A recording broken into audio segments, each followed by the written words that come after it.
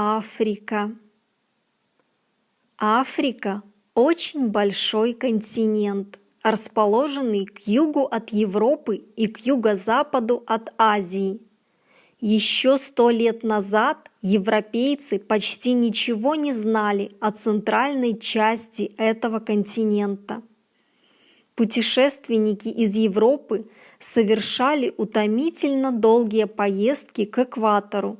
На их пути встречались большие трудности, потому что весь африканский континент покрыт дремучими лесами, которые населяют опасные дикие животные. Некоторые путешественники умирали от голода или жажды, некоторые — от неизвестных болезней, некоторые были убиты львами, некоторые — туземцами.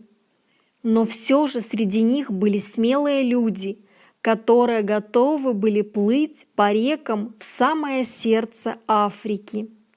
Торговцы, которые приезжали из европейских стран, продавали здесь свои многочисленные товары, а миллионы африканцев готовы были их купить. Это была невообразимо богатая страна.